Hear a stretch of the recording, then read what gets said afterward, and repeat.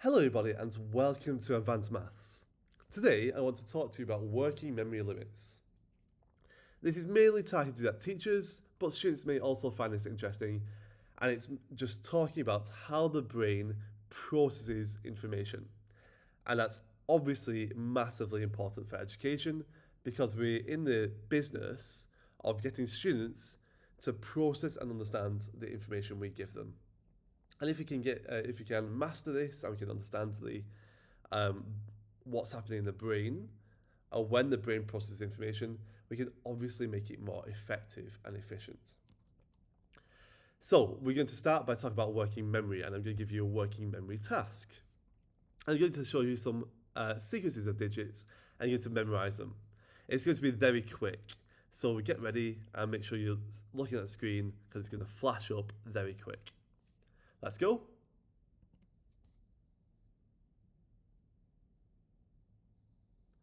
Okay, write down what you think you remembered.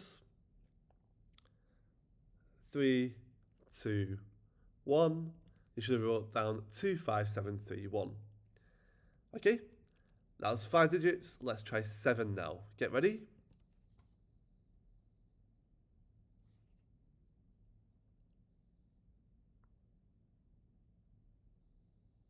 Write down what you think you remembered.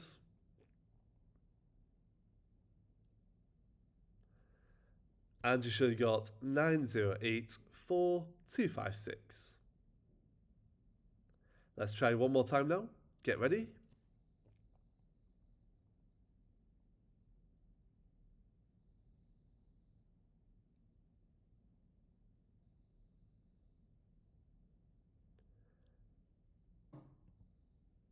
And the answer was here. Did you get that one right? I imagine that one was quite difficult. So for 5 digits and 7 digits, most people find that manageable. 5 digits is quite easy, 7 digits is getting a bit difficult, but 9 digits is almost impossible for most human beings. And if you manage to get that right, that's really impressive. And what we're seeing here is the limitations of working memory.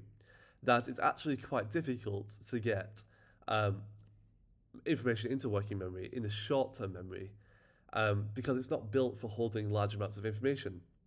In fact, for most people, the human brain normally can hold up to 5 to 7 elements of information in the working memory at any one moment in time.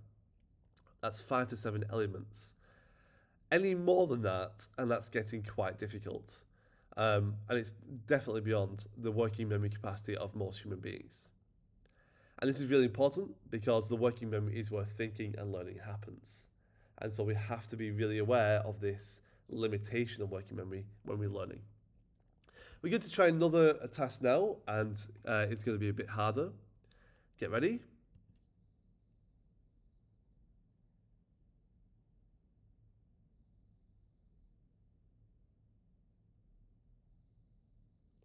Write down what you think you remembered.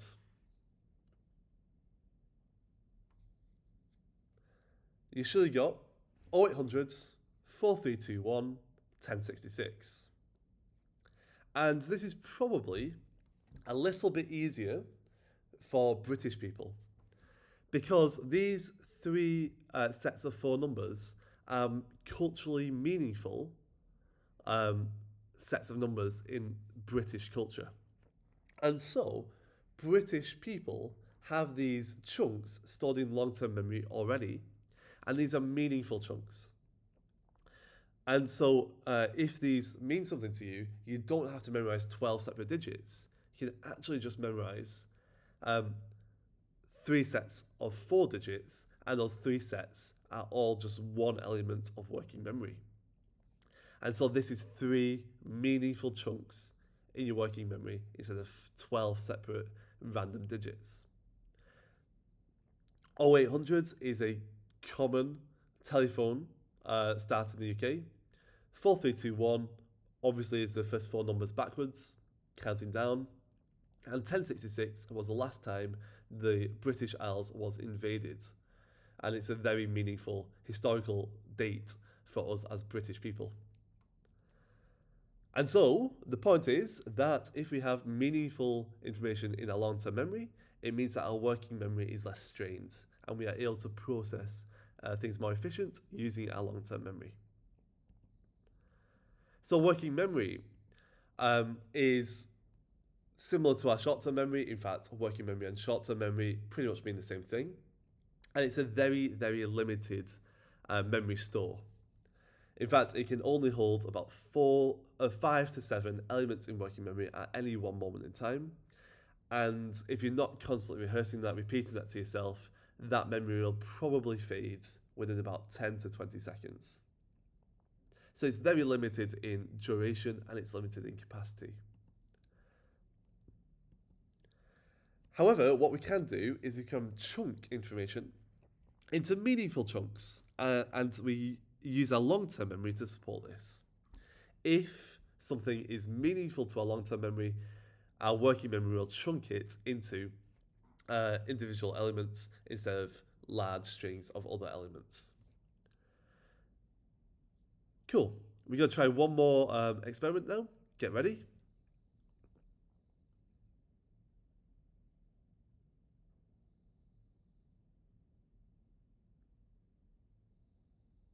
And I'd like to write those digits in order from smallest to largest. Off you go.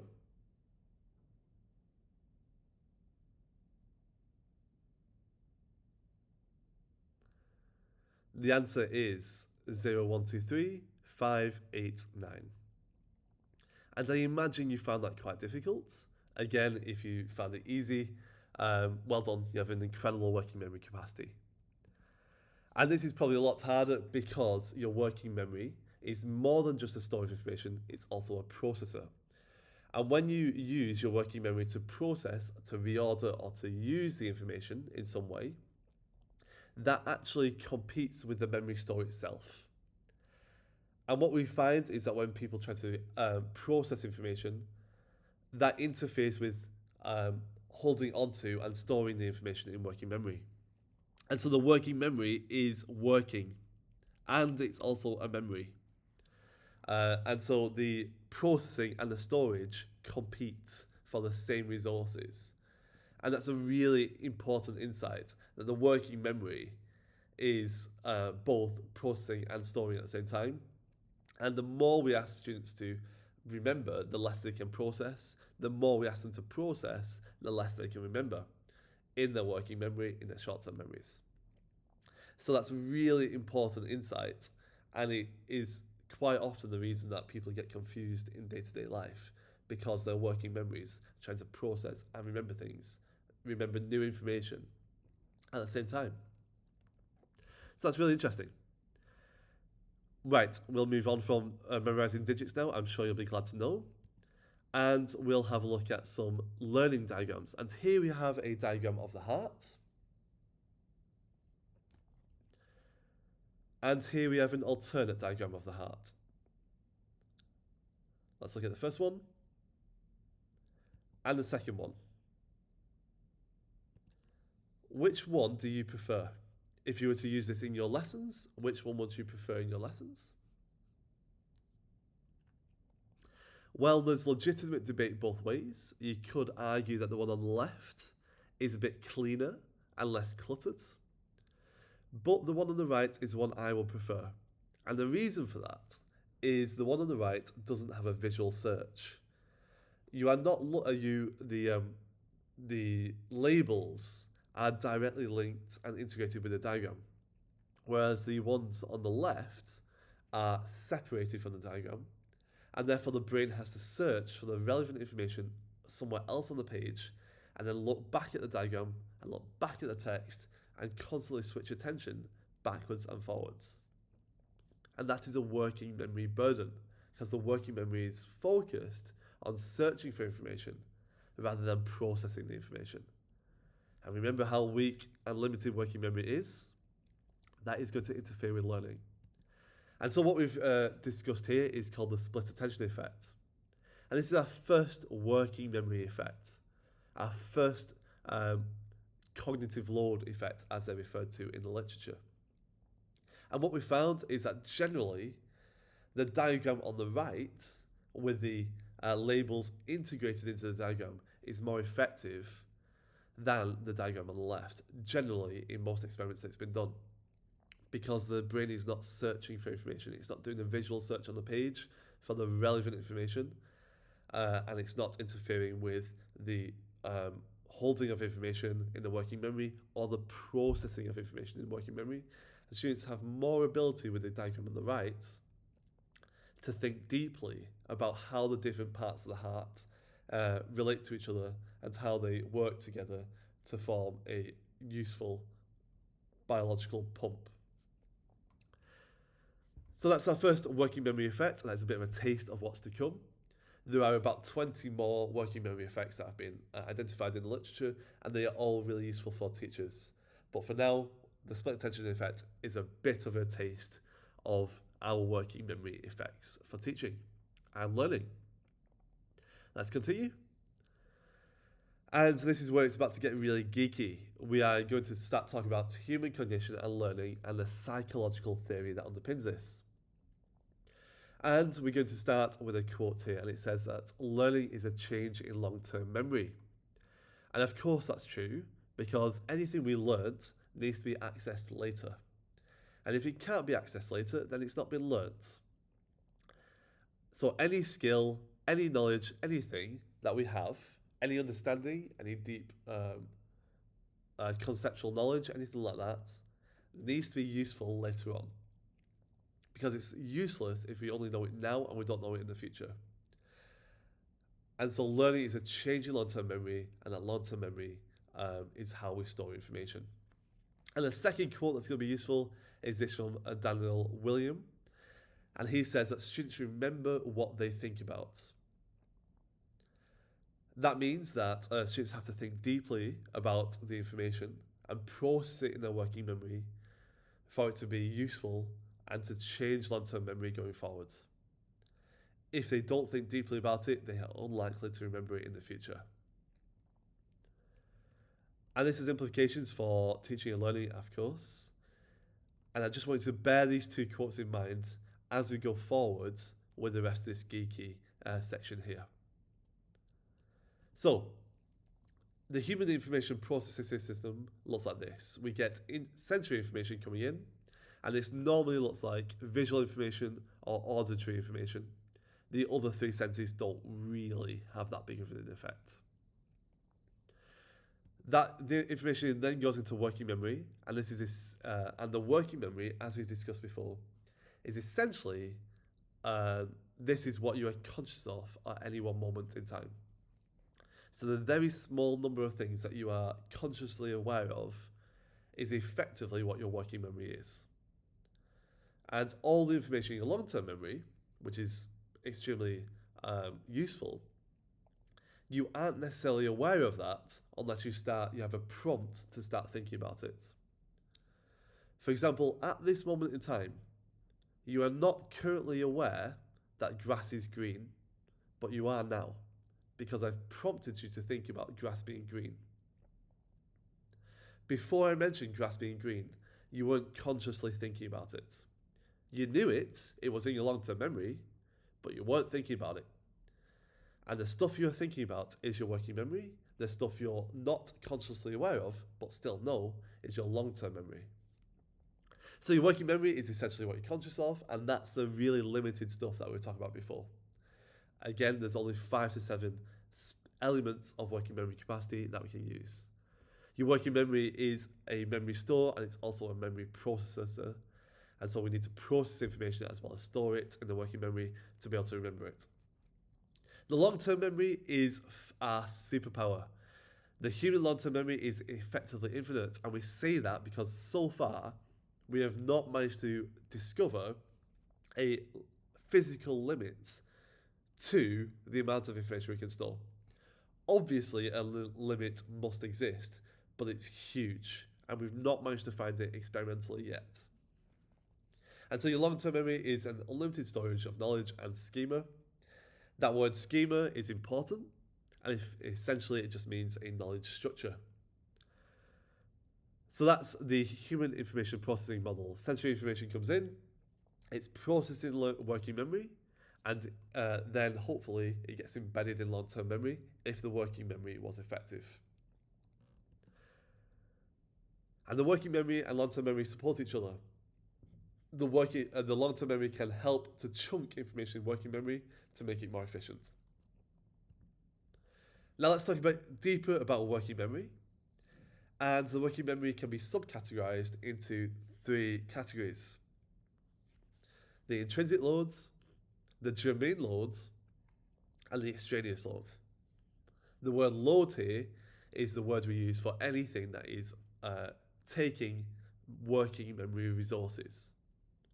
The intrinsic load is like the inherent complexity of the information we're trying to give students, because everything we tell students in school has some complexity to it. The germane load is where sense making, schema acquisition, and metacognition might happen. And this is what I would call conceptual processing. There is some debate about what this actually looks like in the literature, and some people don't even bother talking about germane load anymore, but I think it's useful as a distinct category.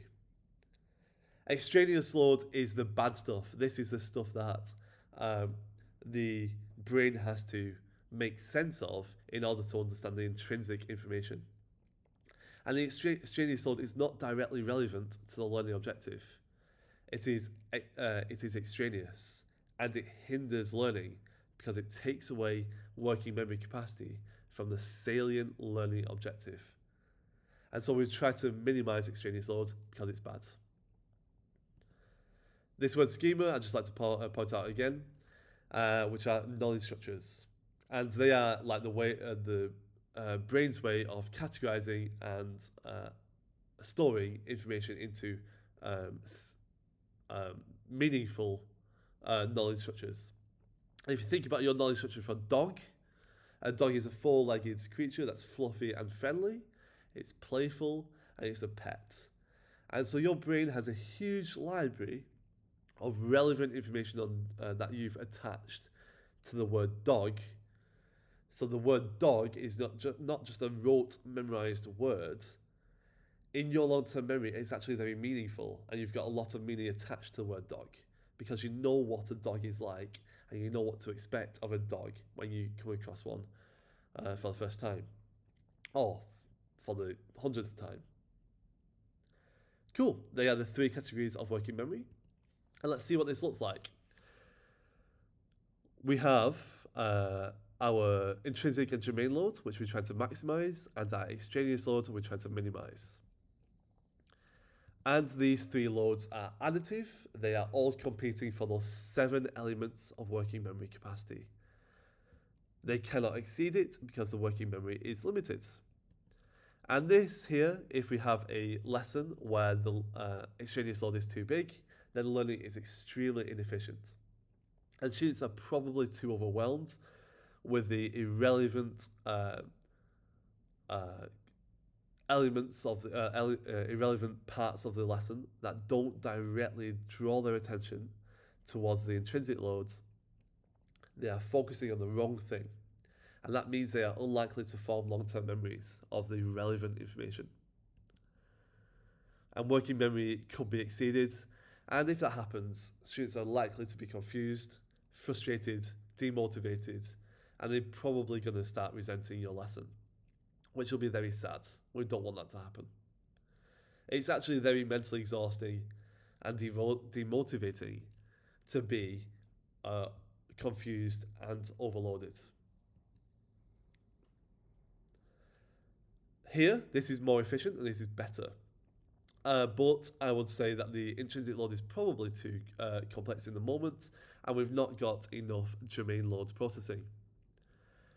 Whereas if we did something like this, where we had some inherent complexity of the learning material, but a bit more germane load, I think that's a good balance, and we've eradicated extraneous, irrelevant processing, so the students can really make sense of the material we give them. And this, for me, is optimal. This is probably what is best. And I would say that this is also really good for conceptual understanding as well as knowledge acquisition, because students are able to make deep meaning from this because their working memories are free to think deeply about the material. Okay, so that is our human information processing model. Apologies for getting a bit too technical and a bit too geeky with that, but I hope it was useful because we're going to start thinking about the practical implications now. So, our first practical implication is that prior knowledge is really good. And so, the relevant knowledge and information that students really should know before you start explaining something new should be really fresh in students' minds. And that's going to make the whole explanation far simpler because there's no areas of that explanation that are going to be too complicated for students to understand in the moment. There's no unspoken details, and there's no filling in the gaps activities, filling in the gaps parts that are going to really confuse students. So prior knowledge is really good, and activating prior knowledge and making sure it's really relevant, easy to retrieve, and meaningful is a way of dealing with intrinsic loads. And the main way to do this is a really well sequenced curriculum that constantly revisits and goes back over relevant information. And so you're constantly doing retrieval-based starters that make prior knowledge very easy to access in the student mind. Let's continue. The next one is a scaffold. And scaffolds put structure in place for students to gradually build schemas. And so it's a way of managing the intrinsic load of the task by making the task a bit more structured and putting a bit of a support in place so that students know where to start. Scaffolds are fantastic for dealing with the intrinsic loads and the inherent complexity of the information. Redundancy. Redundancy is an extraneous load because this is visual or audible clutter that confuses or distracts the student. And so a redundancy might look like this. It is irrelevant animations or graphics in the classroom or on the PowerPoint or on the board that just that students have to filter out if they have to focus on the important information. Now at the moment, the 4 colourful graphics on the bottom of the screen are visually appealing, but they are a distraction because I want you to focus on the text at the top of the screen because that is where the interesting information lies. Worked examples and modelling. This is especially useful in maths, but also science, but also subjects that involve like essay writing, where it's really helpful for a teacher to model the process of writing a paragraph and what happens in their brain. They talk aloud about what's going on in their brain and model the perfect way to write down a paragraph. So I think it's really helpful in all sorts of subjects, even in physical PE-like subjects, where it's about modelling how to move your leg to perfectly kick a ball for maximum power. So worked examples of modelling is a way of communicating the perfect technique as you are the expert on this skill for students to understand. And that is a really important way of supporting the intrinsic loads, but also the germane loads, because you're directing working memory resources towards a sense-making process. And you might say things that specifically direct attention towards the metacognitive process of how you, as an expert modelling this, knew to do this next step. What was the hint that jogged your brain to think, this is a sensible next step? And so I think it's really good for intrinsic loads and germane loads. And also, because you are controlling the flow of information, because you're not overloading them and giving them too much in that moment, you are in a lot of control over the extraneous load as well. So worked examples are awesome, really good idea. Now I'm going to give you 3 different lessons here to give you an idea of what this looks like in class. And this is going to be, the learning objective is to understand the timeline and causes of the First World War. Option 1, option 2, and option 3. I'll let you pause the video now and just familiarise yourself with option 1, option 2 and option 3 for a lesson plan.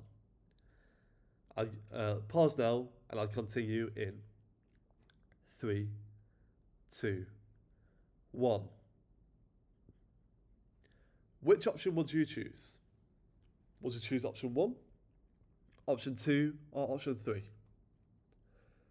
Well, for me, option 1 is focusing on the wrong thing.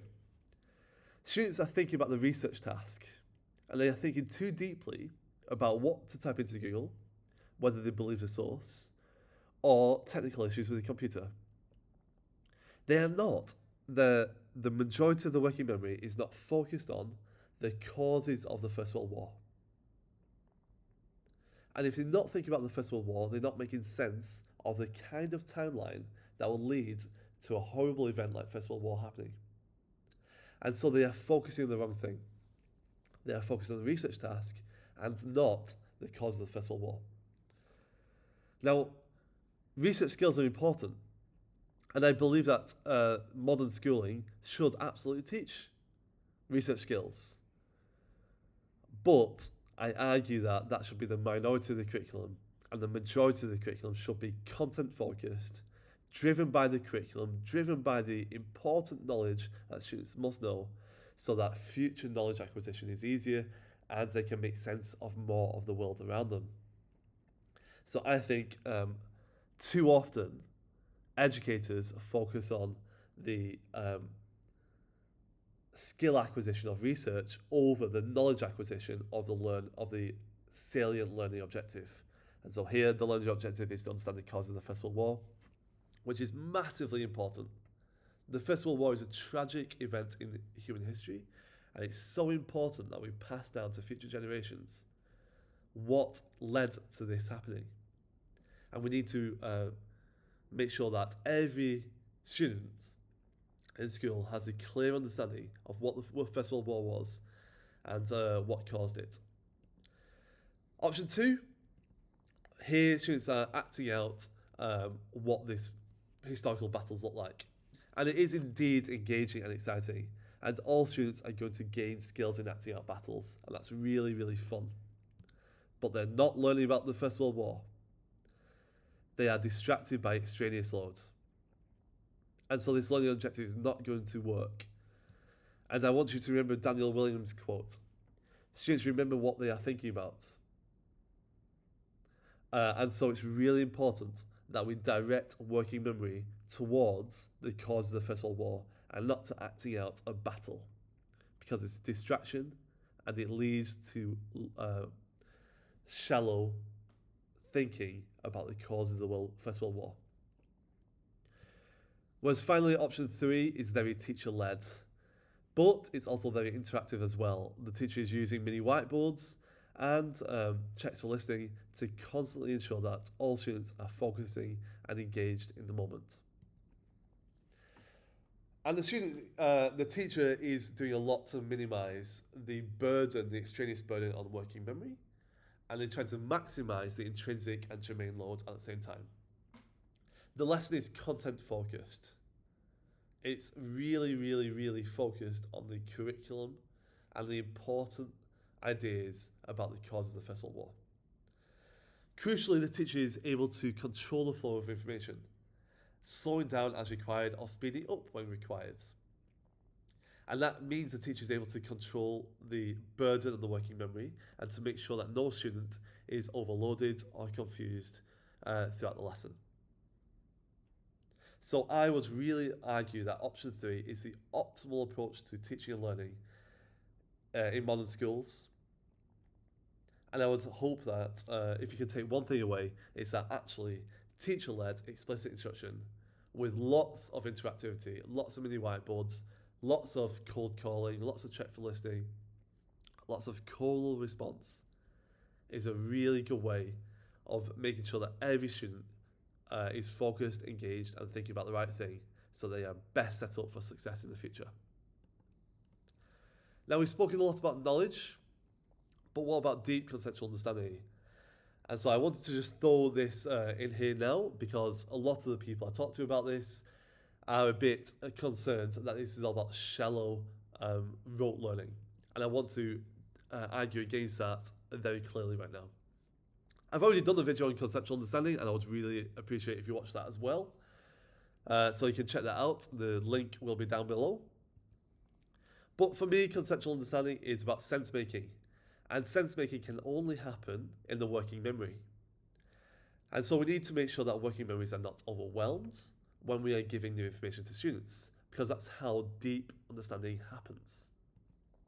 And to enable deeper understanding, we should consider working memory limits, using the strategies I showed you earlier, and explicitly teach all relevant knowledge. Don't leave it for students to fill in the gaps. Teach them everything you want them to know. And they will make sense of that if you give them enough time to think deeply about it. There is a myth in education that students must discover knowledge themselves to understand it fully, and I completely disagree with that, because this is unlikely to be successful, as the discovery process is a heavy extraneous load on working memory. Students have to search all of the world around them for relevant ideas about where to start. And all that time they're thinking about where to start or where to go with the discovery process, they could actually just be thinking about the information we've already given them and making sense of the information already. And so for me, discovery learning doesn't make sense. And I think the experimental evidence, we've got decades and decades of educational research that generally shows that discovery is very ineffective and explicit teacher-led instruction is very effective. So I argue that this absolutely leads to conceptual understanding, and anybody who is a bit worried that this is a recipe for shallow learning, I disagree, and I hope I've managed to convince you otherwise. Anyway, let's talk about the takeaways. We are wrapping up there. Human working memory stores and processes information, and it is very delicate and fragile. We have to be very careful with the amount of working memory capacity a student has at any one moment in time. When students are overloaded, they experience confusion and frustration, and that is bad. We don't want that to happen in our classrooms. However, we should also make sure that we optimize working memory so they are really thinking about the right things at the right time, and we minimize extraneous loads. I don't want you to think that we should always make it as easy as possible. No.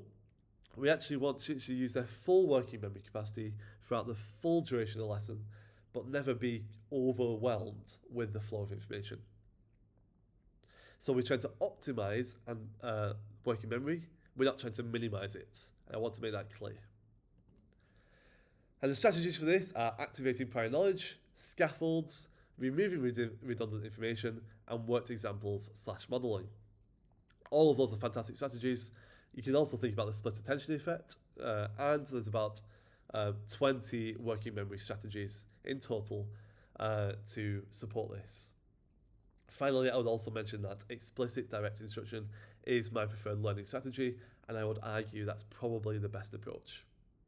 There is some debate on that, and there are legitimate ways to minimize working memory load during alternate learning paradigms, but the safest bet right now for most classrooms is explicit direct instruction from a teacher standing at the front of the room and students being heavily engaged with fast-paced mini whiteboards, cold call, things like that.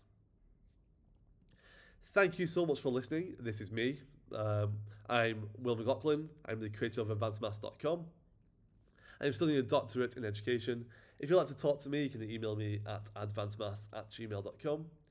And I've got far more resources on cognitive load theory, which is the technical name for what we've been discussing today, at advancemaths.com/CLT. If you have any thoughts, any debates, or any critiques of what I've said today, they are welcome. I am more than happy to hear your thoughts in the comments below. Please do share your ideas in the comments below, and I'd also love to know what you found interesting or thought-provoking, what you found relatable for your classrooms, and what strategies would you add as well if I missed anything. Please remember to like and subscribe to support my channel and the work I do. Thank you so much, have a lovely day, and enjoy the wonderful, wonderful world of teaching. It is such a fantastic career. Thank you.